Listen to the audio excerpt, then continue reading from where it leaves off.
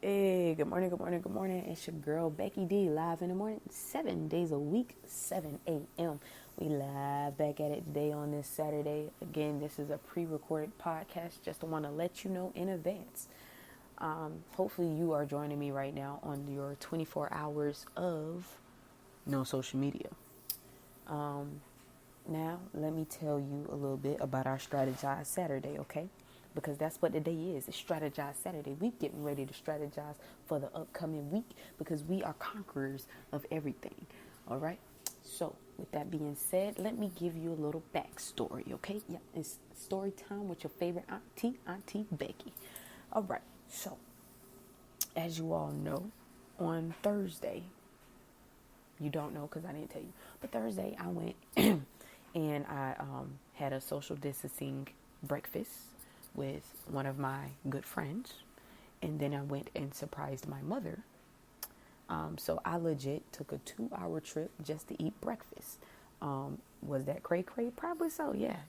Drove 2 hours just to get some food, and honestly, y'all, wasn't even that good. Thankfully, nobody cooked, but it was worth it. I had a very stressful Wednesday, and so that Thursday morning excursion that turned into almost all day Thursday really did pay off. So on this Saturday, okay, I am proud to announce that I realized that some of the things that I did on that Thursday was a little cray. So I checked my weather app Wednesday night before I was getting in bed so I could pull my clothes out, properly plan ahead for the next morning so I could just get up, do what I got to do, put my clothes on and keep it moving, right? So I look at the app and it says it's going to be 37 degrees when I'm getting ready to leave, and it was going to be a slow warm up. Mind you, my app is set for where I am located, okay? Let me tell you, just an hour or so down the road makes a difference, okay? So I'll pull out my winter stuff. 37 degrees, that's freezing to me.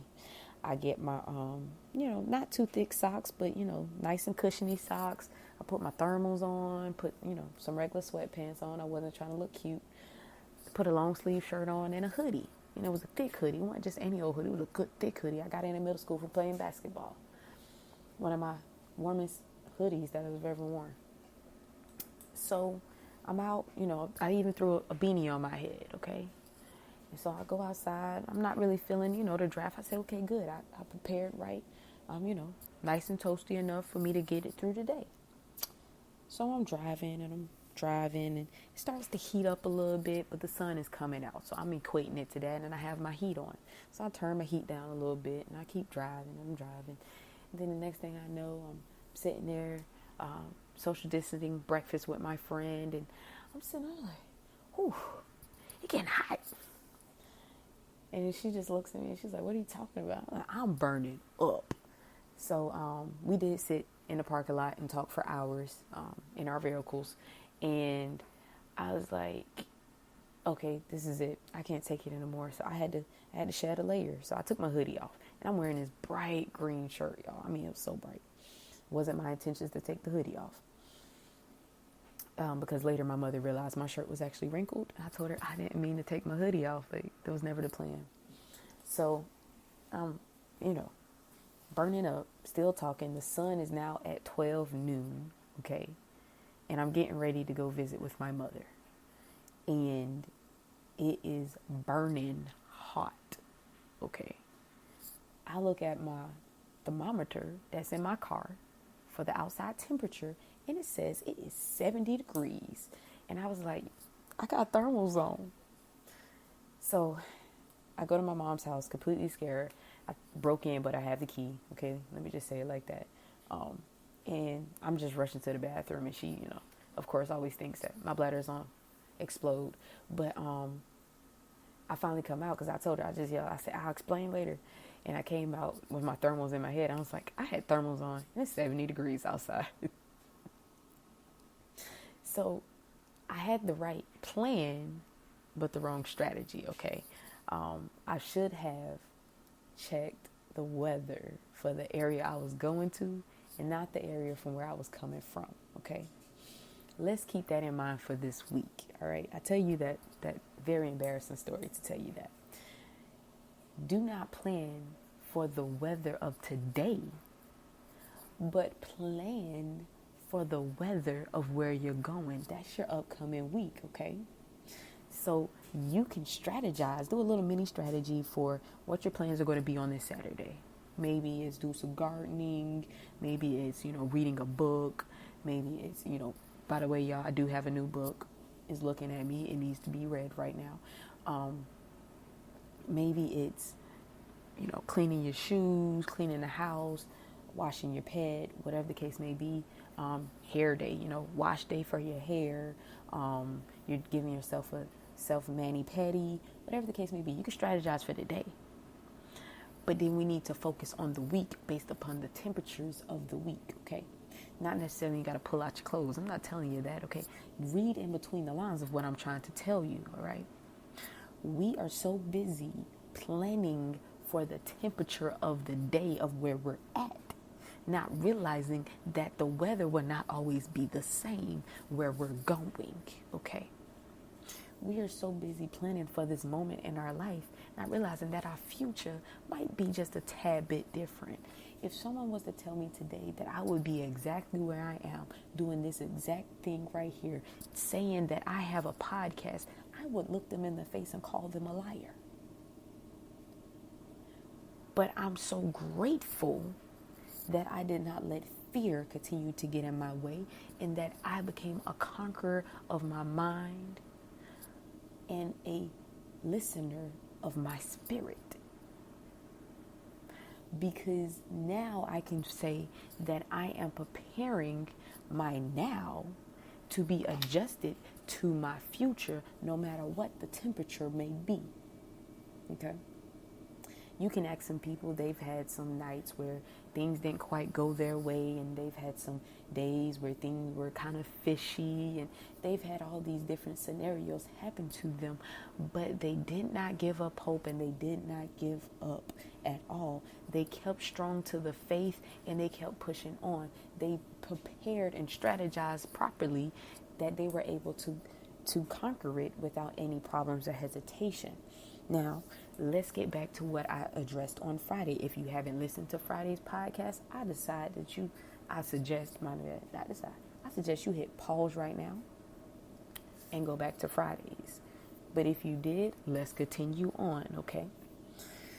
You have to understand that your financial strategy is just one of the ways you can prepare for your uncertain future. I talk a lot about the weather people, the meteorologists, that obviously gets the weather wrong a lot of times. But that's because I'm trying to tell you, even someone who has studied extensive hours in a field can still get something wrong. We are not experts on us because we are forever evolving and changing. So when will we realize that we cannot be set at, hey, I'm going to always have my hair cut, realizing that someplace down the road, I may actually end up getting braids.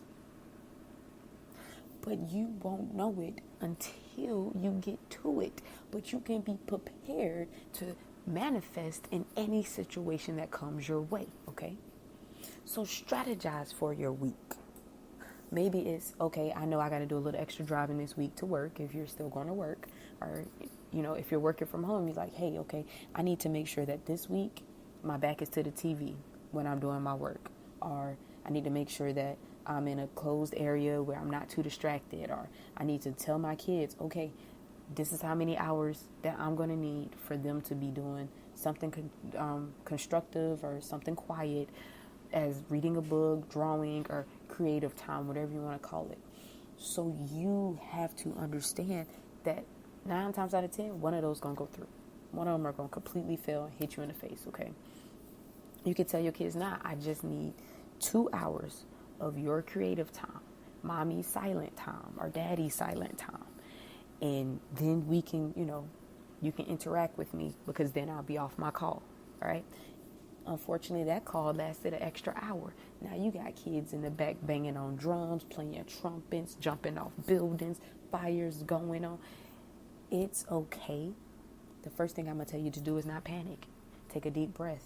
Better yet, take 5. Okay? Take 5. Collect yourself. Collect your thoughts. Address the situation based upon the knowledge that you already have. You know you told your kids 2 hours. You can let your employees or whoever the case may be that you're in a meeting with, hey, you guys, I told my kids 2 hours of quiet time because that was the expected time of this meeting. But now that it's going on, would you please excuse me for a second while I inform them of what to do? I didn't overreact. I didn't, oh my gosh, ooh, I need a drink. I didn't melt down. It's stuff that can be handled accordingly if you already have it set up to handle. Okay? If you have somebody else in the household, maybe an older child or a fiance, spouse, whoever the case may be, significant other, a best friend, they can handle it for you. Like, hey, y'all calm down for a minute. You see, meeting ran a little longer, right? But always have a plan in place, no matter what. Strategize for this week. I know that this week I need to finish tying up some loose ends as far as the different shows that I'm doing. I need to make sure that my media content is ready to go because I'm no longer on break, so I don't have all this free time anymore. I need to make sure that all my other businesses can function during the day while I'm technically at my 8 to 3 or whatever my hours are. I'm not even sure at this point. But I need to make sure that my other businesses can withstand itself while I am back to my normal schedule. Okay? So you prepare for the week and understand that 9 times out of 10, something may fall through, but you're stronger than that. You're stronger than just falling to pieces and throwing in a towel and saying, I can't do this, okay? You're stronger than any bad thoughts that may come your way. And if you truly start to doubt yourself or feel like you don't have strength, take 5. Take 5 deep breaths. Take 5 sips of something hot. Take 5 sips of water. Take 5 minutes to yourself. You can use that in the bathroom. Okay, go to the bathroom, just sit on the toilet. You ain't even got to pee. You ain't got to do nothing on it. Just sit on the toilet. That 5 minutes ago, you'll feel your legs start to go numb. That's mean it's time to get up. But just remember to take 5. When anything in life becomes overwhelming, just try to take 5. You find your 5. Okay. I don't endorse any type of other activity, so that's up to you. If you want to do that, maybe you participate in those, such as, drinking and smoking and stuff. But I'm not going to condone in any of that because that's your business, okay? I love that lady, y'all. I just can't believe I said that. But it is your business. If you watch her videos, you know exactly what I'm talking about. But just know that you can strategize on today for your week that's coming up. Because tomorrow is Set It Off Sunday. And that's exactly what we plan on doing, is setting this week off with a bang. Okay, y'all? So I do want you to know one more thing before I sign off of my beautiful podcast today. That I love you no matter what. Because love is how I operate. Okay? Love, not hate. Not hate. That's how I operate. That is now officially trademarked. Can no longer use it. Love, not hate. That's how I operate, all right? I do hope you love the graphics that I have been posting about that. But just know that I do love you all truly and dearly. I'm in your corner. If you ever need me, if you ever need support, I am right here. Don't hesitate to reach out. I'll try to do my best. That's the best I can do, right? As always, my name is Becky D with Becky D in the Morning, and I will most definitely look forward to talking to you tomorrow. Have a good day.